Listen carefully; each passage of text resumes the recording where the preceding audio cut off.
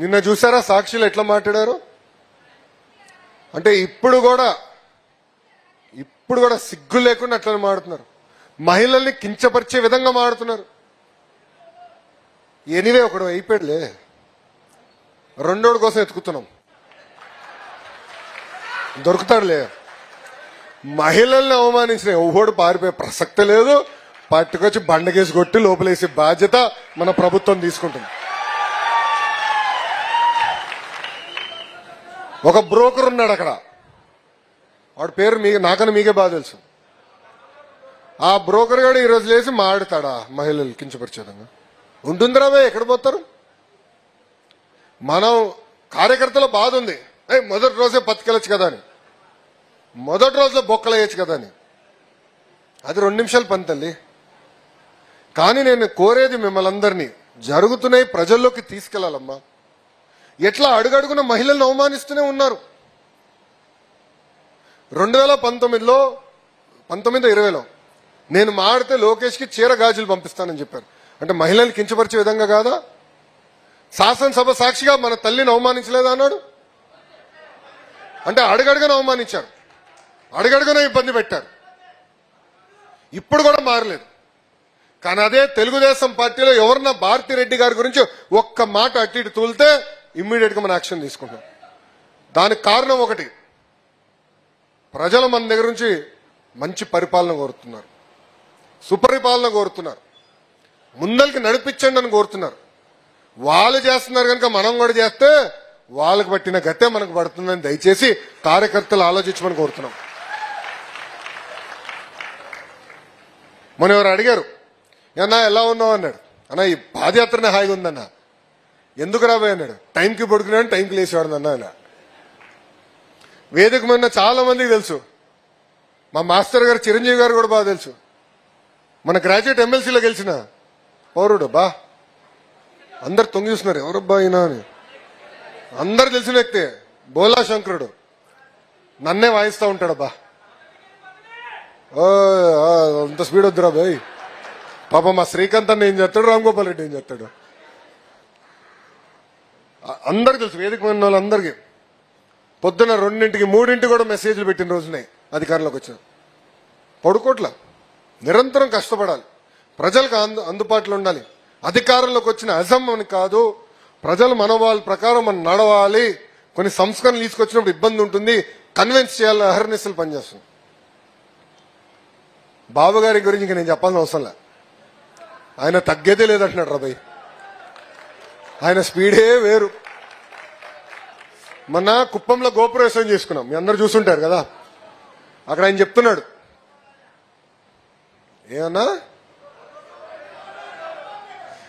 ఆయన చెప్తున్నారు, గోపురవేశం చేస్తే పంతులు గారు చెప్తున్నారు, బాబు గారు తగ్గరు, 100 స్పీడ్, 100 సంవత్సరాల పై బతుకుంటారంటే. అమ్మా అందరూ మంచిదే రాబాయ్ అని నేను పక్క నుంచి అడుగుతున్నా. ఆగండి, ఇప్పుడే చప్పట్లు పడతారండి, ఆగండి. పక్క నుంచి అడుగుతా, స్పీడ్ ఏం తగ్గుతాడు రాబాయ్ నానే. తగ్గేదే లే, ఈయన తగ్గడు రాబాయ్ నీకు అన్నాడు. జగన్మోహన్ రెడ్డి గారు 5 సంవత్సరాల్లో తిరిగింది, బాబు గారు 11 నెలలు తిరిగి వదిలి పడేశారు. గిర్రం తిరుగుతున్నారు, ఎండనా వాననా కార్యకర్తలను కలుస్తున్నారు, అహర్నిశలు కష్టపడుతున్నారు. దారి తప్పిన రాష్ట్రాన్ని సరైన దారిలో పెట్టాలి, ఇచ్చిన హామీలు మనం నిలబెట్టుకోవాలి అనే లక్ష్యంతో అహర్నిశలు పనిచేస్తున్నారు గౌరవ ముఖ్యమంత్రి చంద్రబాబు నాయుడు గారు. వయోభారం ఎక్కడ కంపడకుండా చేస్తున్నారు, అది ఆయన ఉన్న గొప్పతనం. అంటే మన అధినేత అంత కష్టపడితే మనందరం ఎంత కష్టపడాలో దయచేసి అందరూ ఆలోచించమని ఈ సభాముఖం కోరటం జరుగుతుంది. అంతేకాకుండా కొన్ని విషయాలు మీకు తెలియాలి. ఇప్పుడు ప్రాంతాల మధ్య విభేదాలు రెచ్చగొట్టడానికి ప్రయత్నిస్తారు, కులం మతం కూడా వాడతారు. అప్రమత్తంగా ఉండాలి. ఈరోజు విశాఖ స్టీల్ ప్లాంట్ కాపాడింది ఎవరు? మనం. ఈరోజు అతిపెద్ద స్టీల్ ప్లాంట్, భారతదేశంలోనే అతిపెద్ద స్టీల్ ప్లాంట్ ఉత్తరాంధ్రకు తీసుకొచ్చింది ఎవరు? మన ప్రభుత్వం. విశాఖపట్నానికి అనేక ఐటీ పరిశ్రమలు ఈరోజు వస్తున్నాయంటే, టీసీఎస్ కానీ గూగుల్ కానీ ఎన్ని వస్తున్నాయంటే తీసుకొచ్చింది ఎవరు? మన ప్రభుత్వం. రైల్వే జోన్ ఏర్పాటు చేసింది ఎవరు? మన ప్రభుత్వం. దానికి కారణం డబుల్ ఇంజిన్ సర్కార్. కేంద్రంలో ప్రధానమంత్రి గారు, రాష్ట్రంలో బాబు గారు ఇద్దరు కలిసికట్టుగా పనిచేస్తున్నారు. రాష్ట్రాన్ని ముందలు తీసుకెళ్తున్నారు. ఎస్, చంద్రబాబు నాయుడు గారికి అన్ని రకాలుగా అండగా నిలబడాలని బాబు గారు కోరతం లేటు ఈరోజు ఇస్తున్నారు. మీరే ఆలోచించండి. 5 సంవత్సరాలు రైల్వే జోన్ పట్టుకొచ్చారా? విశాఖపట్నానికి వాళ్ళు ప్యాకేజ్ తీసుకొచ్చారా? విశాఖపట్నం ఒక్క ఐటీ కంపెనీని తీసుకొచ్చారా? గాల్లో తిరిగాడు. అట్లా చేశారు. మనం పనిచేశాం, తీసుకొచ్చాం. మనం అందరం కూడా కూటమి ధర్మం పాటించాలి. కలిసికట్టుగా పోరాడం, కలిసికట్టుగా హామీలు ఇచ్చాం, కలిసికట్టుగా ముందరికెళ్తాం. విడాకులుండవు, క్రాస్ ఫైర్లు ఉండవు, మిస్ ఫైర్లు ఉండవు. అందరం కూర్చోవాలి. ఓయ్ మా బాలబాబుని పట్టుకురాదురా బాయ్, రేపైనా పుట్టినరోజు రా బాయ్,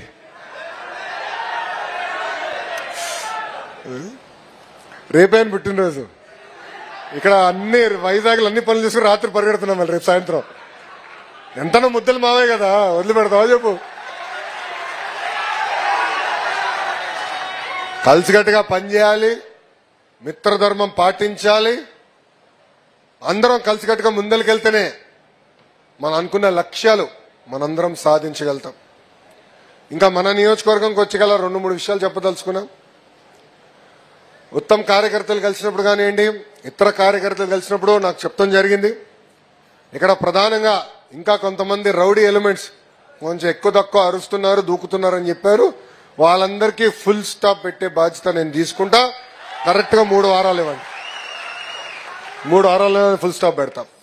రెండోది, అక్కడక్కడ ఇంకా అధికారంలో మార్పు రాలేదని పెద్దలు నాకు చెప్పారు. చెప్తాను, పూర్తి చేయనియబ్బా, పూర్తి చేయనియండి. దాంట్లో కొన్ని ట్రాన్స్ఫర్స్ విషయాలు అన్ని విధి విధానాలు తొందరలో ప్రకటిస్తున్నాం, అది కూడా చేస్తాం. అదే మీకు అర్థమైంది, నేను చెప్పాల్సిన అవసరం. అదే చేస్తున్నాం. అంతేకాదు, ఈ 6 శాసనాలు ఎందుకు ప్రకటించామంటే అధికారులు కూడా తెలిసేదానికి, కార్యకర్తలే అధినేత అని తెలిసేదానికి నేను ప్రకటించా.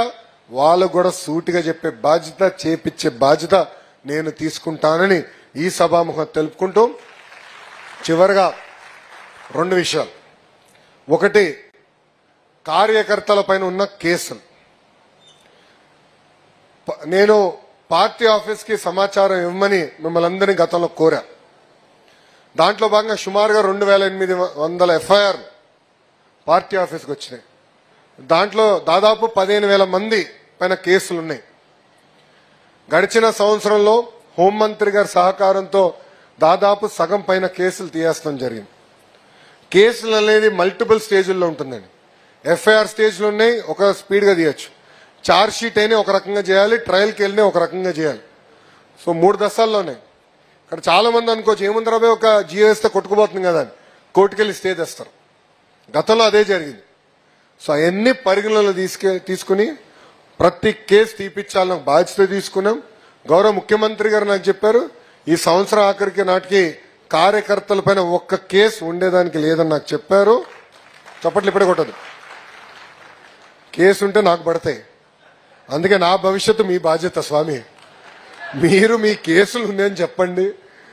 ఎమ్మెల్యే గారు ఉన్నారు, జోనల్ కోఆర్డినేటర్ గారు ఉన్నారు. ఒకవేళ మంగళగిరి వస్తే పార్టీ ఆఫీస్లో శ్రీకాంత్ అని కుర్రోడు ఉన్నాడు. ఒక డెస్క్ ఉంది. గౌరవ హోంమంత్రి గారు అనిత గారు పర్సనల్ గా రివ్యూ చేస్తున్నారు ఈ కేసుల విషయం. ఎక్కడ ఏ ఇష్యూ లైట్ గా తీసుకోవట్లేదు.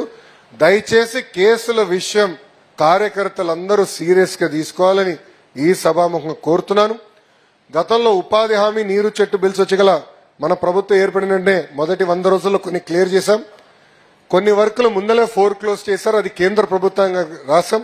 మంత్రి ఒప్పుకున్నాడు, అది ఓపెన్ చేసినాడు, అది క్లియర్ చేస్తాం. విజిలెన్స్ లో కొన్ని పెండింగ్ ఉన్నాయి, దానికి ఒక కమిటీ వేసాం. కమిటీ ఎందుకు వేస్తామంటే రేపు మళ్ళీ ఎవరన్నా కోర్టుకెళ్ళి ఆపేదానికి అవకాశం వస్తుంది.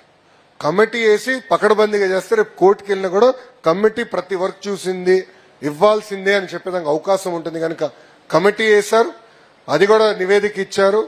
ఆ పెండింగ్ బకాయిలన్నీ అందించే బాధ్యత నేను వ్యక్తిగతంగా తీసుకుంటున్నానని మీ అందరూ తెలుపుకుంటున్నాను.